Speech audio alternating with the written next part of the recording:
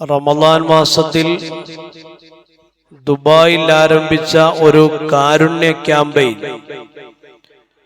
ആ കാരുണ്യ ക്യാമ്പയിനിലൂടെ അവർ ലക്ഷ്യം വെച്ചത് ലോകത്തെമ്പാടുമുള്ള പോഷകാഹാരക്കുറവിൽ കഴിയുന്ന കുട്ടികളെ രക്ഷിക്കുക എന്നുള്ളതായിരുന്നു അതിൻ്റെ പിന്നിലുള്ള ഉദ്ദേശം. ആ മഹത്തായ പരിപാടിയിലേക്ക് ഒരു മനുഷ്യൻ നൽകിയ തുക ഏകദേശം 80 കോടി രൂപയാണ്. ഈ കാരുണ്യ ക്യാമ്പയിനിലേക്ക് ഒരാൾ നൽകിയ തുക 80 കോടി രൂപയാണ്. വിശപ്പടക്കാൻ കഴിയാതെ പിടയുന്ന കുട്ടികളുടെ ഹൃദയമിടിപ്പ് നിലയ്ക്കരുത് എന്ന മാനുഷിക വികാരമാണ് ആ മനുഷ്യനെ അതിന് പ്രേരിപ്പിച്ചത്. അദ്ദേഹത്തോട് പേര് വെളിപ്പെടുത്തട്ടെ എന്ന് ചോദിച്ചു. അദ്ദേഹം പറഞ്ഞു, അതിൻ്റെ ആവശ്യമില്ല, ഇത് രഹസ്യമായി ചെയ്യാനാണ് ഞാൻ ഇഷ്ടപ്പെടുന്നത് എന്നായിരുന്നു അദ്ദേഹത്തിന്റെ മറുപടി. പ്രിയമുള്ളവരെ, സ്വതക്ക, സക്കാത്ത് പോലെയുള്ള ദാനധർമ്മങ്ങൾ ഒരാൾ ചെയ്യുമ്പോൾ ആ ദാനധർമ്മങ്ങളുമായി ബന്ധപ്പെട്ടുകൊണ്ട് പാലിക്കേണ്ട പ്രധാനപ്പെട്ട ഒരു മര്യാദയാണ്, പ്രത്യേകിച്ച് കാരണങ്ങളൊന്നുമില്ലെങ്കിൽ അവകൾ രഹസ്യമായി ചെയ്യുക എന്നുള്ളത്. പരസ്യമായി ചെയ്യേണ്ടി വരുന്ന ചില സന്ദർഭങ്ങളുണ്ട്. പക്ഷെ അങ്ങനെയുള്ള സന്ദർഭങ്ങളോ അങ്ങനെയുള്ള സാഹചര്യങ്ങളോ ഒന്നുമില്ലെങ്കിൽ എപ്പോഴും അവകളെല്ലാം രഹസ്യമായിട്ട് ചെയ്യലാണ് ഏറ്റവും നല്ലത്. അള്ളാഹുവിന്റെ അടുക്കൽ അള്ളാഹുവിന്റെ പ്രത്യേകമായ തണലായ അർശ്, ആ അർശിന്റെ തണൽ കിട്ടുന്ന വിഭാഗത്തെ എണ്ണിപ്പറയുമ്പോ നബി സല്ലല്ലാഹു അലൈഹി വസല്ലം തങ്ങൾ പറഞ്ഞു, അവന്റെ വലത് കൈ കൊണ്ട് ചെയ്യുന്ന ദാനം ഇടത് കൈ പോലും അറിയുന്നില്ല. ഇന്നെല്ലാം പരസ്യമാക്കാൻ ആഗ്രഹിക്കുന്ന ഒരു കാലഘട്ടത്തിലാണ് നമ്മൾ ജീവിക്കുന്നത്. രഹസ്യമായി നാം ചെയ്യുന്ന കാര്യങ്ങൾ പോലും നമ്മുടെ അറിവില്ലാതെ പരസ്യമാക്കപ്പെടുന്നു. ഇവിടെയാണ് ഒരു വിശ്വാസിയെ സംബന്ധിച്ചിടത്തോളം ദാനധർമ്മങ്ങൾ രഹസ്യമായിട്ട് ചെയ്യുന്നതിന്റെ മഹത്വവും അതിന്റെ പ്രാധാന്യവും. അർശിന്റെ തണൽ കിട്ടുന്ന ഒരു വിഭാഗമാണ് അവർ. അപ്പൊ സ്വതക്കയും സക്കാത്തും നൽകുമ്പോ പാലിക്കേണ്ട പ്രധാനപ്പെട്ട ഒരു മര്യാദ അതാണ്.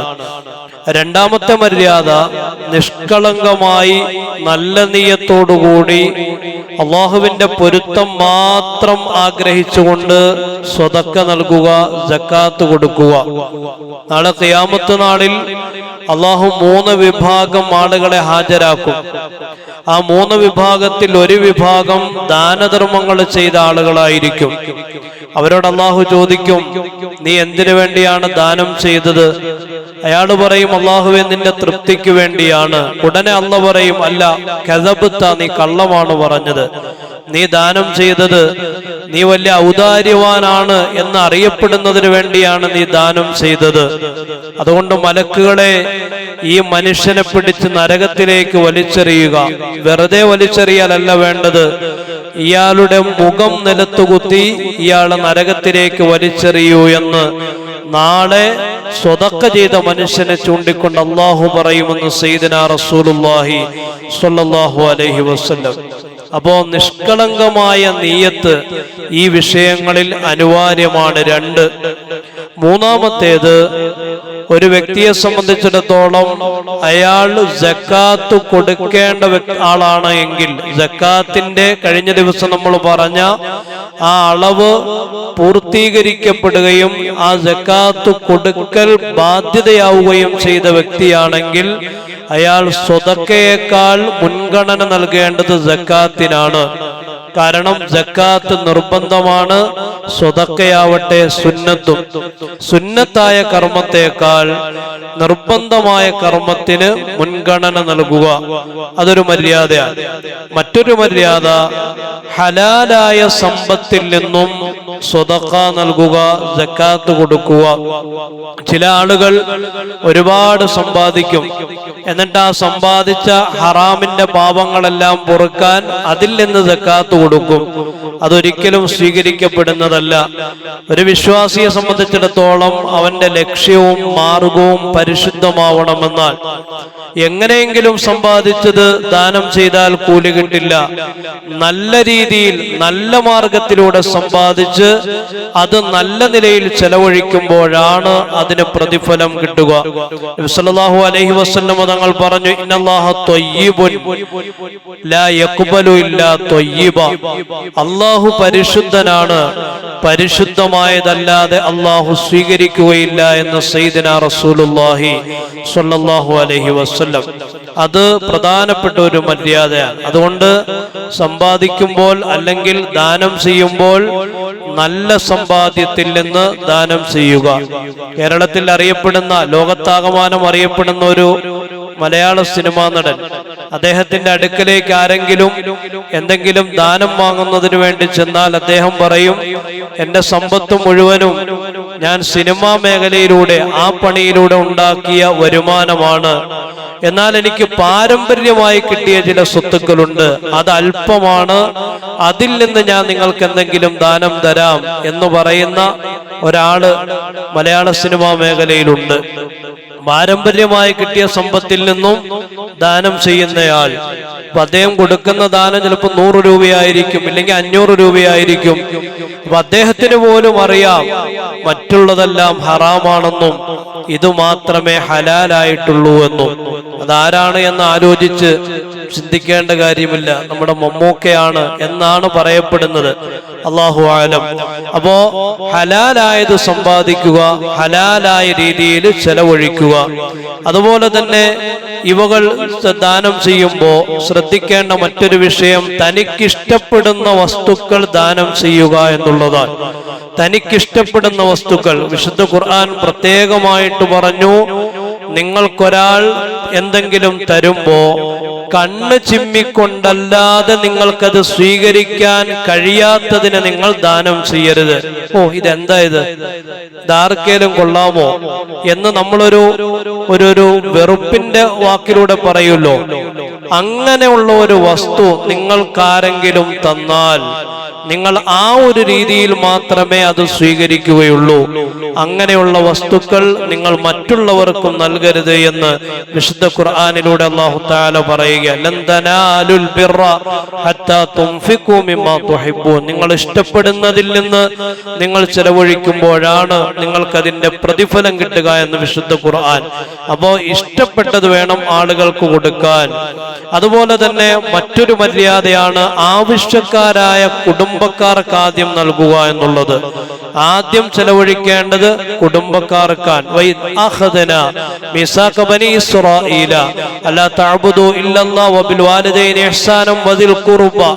ഖുർആൻ ദാനത്തിന്റെ കാര്യം പറയുമ്പോ ആദ്യം മുൻഗണനാക്രമം വെക്കുന്നത് അടുത്ത ബന്ധുക്കൾക്ക്, ബന്ധുത്വമുള്ള ആളുകൾക്ക് നിങ്ങൾ നൽകണമെന്നാണ് ഖുർആൻ പറയുന്നത്. അതിനുശേഷമാണ് യതീംഖാനകൾ, അതിനുശേഷമാണ് അറബി കോളേജുകൾ, അതിനുശേഷമാണ് പള്ളി. ബന്ധുക്കളെ പട്ടിണി കിടത്തിയിട്ട് മറ്റുള്ള സാമുദായിക സ്ഥാപനങ്ങൾക്ക് അതിനെ പരിപോഷിപ്പിക്കുന്നത് ഇസ്ലാം അംഗീകരിക്കുന്നില്ല. ആദ്യം ബന്ധുക്കൾക്ക് കൊടുക്കുക, അതാണ് അതിന്റെ മുൻഗണനാക്രമം. അതുപോലെ തന്നെ മറ്റൊരു മര്യാദയാണ് ആവശ്യക്കാരായ ആളുകളെ തേടിപ്പിടിച്ച് അവരുടെ ആവശ്യങ്ങൾ പൂർത്തീകരിക്കുക. നമ്മുടെ അടുക്കലേക്ക് വരുന്ന ആളുകളുണ്ട്, 2 വിഭാഗം ആളുകളാണ് ഈ വിഷയത്തിലുള്ളത്. ഒന്ന്, നമ്മുടെ അടുക്കലേക്ക് വരുന്നവർ, അത് യാചകരായ ആളുകളാണ്. രണ്ടാമത്തേത് നമ്മുടെ അടുക്കലേക്ക് വരാത്തവർ, മഹറൂമീങ്ങൾ എന്ന് ഖുർആൻ പേരിട്ട് വിളിക്കുന്നവർ. അതായത് അവകാശം തടയപ്പെട്ട ആളുകൾ, അഭിമാനമോർത്തുകൊണ്ട് ആളുകളോട് ചോദിക്കാതെ ഒതുങ്ങിക്കഴിയുന്നവർ, അവരെ അന്വേഷിച്ച് അവരെ തേടിപ്പിടിച്ച് അവരുടെ ആവശ്യങ്ങൾ പൂർത്തീകരിക്കുക എന്നുള്ളത് സ്വതക്കയിലും സക്കാത്തിലും ശ്രദ്ധിക്കേണ്ട ഒരു വിഷയമാണ്. മറ്റൊരു മര്യാദയാണ് യാചകരായ ആളുകളോട് മാന്യമായിട്ട് പെരുമാറുക എന്നുള്ളത്. അവരുടെ വരവിൽ സന്തോഷിക്കണം. ഈ ശകുനം നോമ്പാണ്, ഉറങ്ങാൻ കിടക്കുമ്പോൾ തന്നെ വന്ന് കയറിക്കോളും എന്ന് പറഞ്ഞിട്ട് ആരെങ്കിലും ദാനം ചെയ്താൽ അതിന് കൂലി കിട്ടുകയില്ല. അവര് കടന്നു വരുമ്പോ ഇതാ ബറക്കത്തുമായിട്ടാണ് എൻ്റെ അടുക്കലേക്ക് വന്നിട്ടുള്ളത്, എനിക്കുള്ള ഭാഗ്യമാണിത് എന്ന തുറന്ന മനസ്സോടുകൂടിയാണ് യാചകരെ സമീപിക്കേണ്ടത് എന്ന് വിശുദ്ധ ഖുർആൻ. നബിയോട് അല്ലാഹു തആല പറഞ്ഞു, അമ്മസ്സായില ഫലാ തൻഹർ, ചോദിച്ചു വരുന്ന ആളുകളെ ഒരിക്കലും വിരട്ടി ഓടിക്കാൻ പാടില്ല, അവരെ പേടിപ്പിക്കാൻ പാടില്ല, അവരോട് മാന്യമായിട്ട് പെരുമാറണമെന്ന് നബി സല്ലല്ലാഹു അലൈഹി വസല്ലം തങ്ങൾ. അതുപോലെ തന്നെ യാചകനായ ഒരാൾ നമ്മുടെ അടുക്കലേക്ക് വന്നാൽ അയാൾ വെറും കൈയോടുകൂടി ഒരിക്കലും മടക്കി വിടാനും പാടുള്ളതല്ല. ഒരു മഹദി, ബഹുമാന മഹദിയായ ഉമ്മു ബുജൈദ് റളിയല്ലാഹു തആല അൻഹ, അവര് പറയുകയാണ്, നബിയുടെ അടുക്കൽ വന്നിട്ട് പറഞ്ഞു, അള്ളാഹിന്റെ റസൂലെ, എന്റെ അടുക്കൽ ഒരു യാചകൻ വന്നു, എന്റെ കയ്യിൽ കൊടുക്കാൻ ഒന്നുമില്ല നബിയെ, ഞാൻ എന്താണ് ചെയ്യേണ്ടത്? അപ്പോൾ നബി സല്ലല്ലാഹു അലൈഹി വസല്ലം തങ്ങൾ പറഞ്ഞു, നിന്റെ അടുക്കൽ മൃഗത്തിന്റെ കരിഞ്ഞ കുളമ്പാണുള്ളതെങ്കിൽ പോലും, മൃഗത്തിന്റെ കരിഞ്ഞ കുളമ്പ്, കരിഞ്ഞ സാധനം നമ്മൾ ആരും ഉപയോഗിക്കാറില്ല, അതാണ് നിന്റെ വീട്ടിൽ മിച്ചമുള്ളതെങ്കിൽ പോലും അതെങ്കിലും യാചകന് നീ നൽകണം, അവനെ വെറും കൈയോടുകൂടി മടക്കി വിടരുത് എന്ന് സയ്യിദുനാ റസൂലുള്ളാഹി സ്വല്ലല്ലാഹു അലൈഹി വസല്ലം. എന്തെങ്കിലും നൽകി വിടുക, ഒരു ഈത്തപ്പഴത്തിന്റെ കീറുകൊണ്ടെങ്കിലും നരകത്തിന്റെ ചൂടിനെ തൊട്ട് നിന്റെ ശരീരത്തെ നീ സൂക്ഷിക്കണമേ എന്ന് സയ്യിദുനാ റസൂലുള്ളാഹി സ്വല്ലല്ലാഹു അലൈഹി വസല്ലം. മറ്റൊരു മര്യാദയാണ്, അള്ളാഹുവിനെ മുൻനിർത്തിക്കൊണ്ട് ആരെങ്കിലും എന്തെങ്കിലും നമ്മോട് ചോദിച്ചാൽ അയാളുടെ സത്യസന്ധതയെ ചുഴിഞ്ഞന്വേഷിക്കാൻ പാടില്ല. പടച്ചോനെ വിചാരിച്ച് എനിക്ക് എന്തെങ്കിലും താ എന്നൊരാൾ പറഞ്ഞാൽ ഇയാൾ പറയുന്നത് കള്ളമാണോ, ഇയാൾ ആവശ്യക്കാരനാണോ എന്നുപോലും അന്വേഷിക്കാതെ ആ മനുഷ്യന് അള്ളാനെ മുൻനിർത്തി ചോദിച്ചതിന്റെ പേരിൽ അവന് നൽകണമെന്ന് സയ്യിദുനാ റസൂലുള്ളാഹി. അള്ളാനെ മുൻനിർത്തി ഒരാൾ ചോദിക്കണമെങ്കിൽ അയാൾ അത്രയ്ക്ക് ഗതികെട്ട ഒരു മനുഷ്യനായിരിക്കും, ഒന്ന്, അല്ലെങ്കിൽ അയാൾ അത്രയ്ക്ക് തെമ്മാടിയായിരിക്കും. ഈ രണ്ടിലൊരു വിഭാഗമല്ലാതെ അള്ളാന്റെ പേര് ഉപയോഗിച്ചുകൊണ്ട് സാമ്പത്തിക വിഷയങ്ങളിൽ ചൂഷണം നടത്തുകയില്ല. അങ്ങനെ അള്ളാനെ മുൻനിർത്തി ഒരാൾ ചോദിച്ചാൽ അയാൾക്ക് നൽകണം, അതൊരു മര്യാദ. മറ്റൊരു മര്യാദ, നമ്മൾ ചെയ്ത സ്വതക്കകൾ ഒരിക്കലും എടുത്തു പറയാൻ പാടില്ല, അല്ലെങ്കിൽ അതിന്റെ പേരിൽ നാം ആർക്കാണോ ദാനം ചെയ്തത് ആ മനുഷ്യനെ പ്രയാസപ്പെടുത്താൻ പാടില്ല. എന്റെ കാലത്താണ് പള്ളി അങ്ങനെയൊക്കെ പണിതത്, എന്റെ കാലത്താണ് മഹല്ലിൽ ഇന്ന പുരോഗതിയൊക്കെ വന്നത്, നമ്മൾ അറിഞ്ഞോ അല്ലെങ്കിൽ അജ്ഞതയുടെ പേരിലോ പറയാറുണ്ട്. പറഞ്ഞാൽ അതിന്റെ കൂലി നഷ്ടപ്പെടും, വേറെ ഒരു കുഴപ്പം ഉണ്ടാവൂല. അതുകൊണ്ട് നമ്മൾ ആർക്കാണോ ദാനം ചെയ്തത് അല്ലെങ്കിൽ ഏത് പ്രസ്ഥാനത്തിനാണോ കൊടുത്തത് അത് കൊടുത്തത് എടുത്തു പറയാൻ പാടില്ല. വിശുദ്ധ ഖുർആനിലൂടെ അല്ലാഹു തആല പറഞ്ഞു, ലാ തുബ്തിലു സദഖാതികും ബിൽ മന്നി വൽ അദാ, ഒരിക്കലും മന്നുകൊണ്ട്, മന്നെന്ന് പറഞ്ഞാൽ എടുത്തു പറയുക, കൊടുത്തത് എടുത്തു പറയുക, ഞാൻ നിനക്ക് ഇങ്ങനെയൊക്കെ തന്നില്ലേടാ, നീ ഇത്രത്തോളം നന്ദി കെട്ടവനായി പോയോ എന്നുള്ള പ്രയോഗം കൊടുത്തത് എടുത്തു പറയൽ കൊണ്ടും അതുകൊണ്ടും, അതാ എന്ന് പറഞ്ഞാൽ നാം ആർക്കാണോ ദാനം ചെയ്തത് അയാളെ ബുദ്ധിമുട്ടിക്കൽ കൊണ്ടും നിങ്ങൾ നിങ്ങളുടെ സ്വതക്കയെ നഷ്ടപ്പെടുത്തരുത് എന്ന് വിശുദ്ധ ഖുർആനിലൂടെ അല്ലാഹു പറയുകയാണ്. അവസാനത്തെ മര്യാദ, നൽകിയ വസ്തു തിരികെ വാങ്ങരുത്. കൊടുത്ത സാധനം പിണങ്ങുമ്പോ അല്ലെങ്കിൽ അടിയുണ്ടാകുമ്പോ അല്ലെങ്കിൽ ഗ്രൂപ്പിൽ നിന്ന് പുറത്താക്കുമ്പോ, ഇപ്പൊ അതാണല്ലോ നടക്കുന്നത്, വാട്സപ്പ് ഗ്രൂപ്പിൽ നിന്ന് പുറത്താക്കും. അപ്പൊ പുറത്താക്കുമ്പോ കൊടുത്ത സാധനം തിരിച്ചു ചോദിക്കും, കൊടുത്തത് തിരിച്ചു വാങ്ങരുത്. പ്രവാചകൻ പറഞ്ഞു, അർറാജിഉ ഫിസ്സദഖ കൽ കൽബില്ലദീ യഊദു ഫിൽ കൈഹി, കൊടുത്തതെടുത്ത് തിരിച്ചു വാങ്ങുന്നവൻ ഛർദിച്ചത് നക്കിയെടുക്കുന്ന നായയെ പോലെയാണ് എന്ന് സയ്യിദുനാ റസൂലുള്ളാഹി. എത്രത്തോളം മോശപ്പെട്ട പണിയാണ് എന്നത് ആലോചിക്കുക.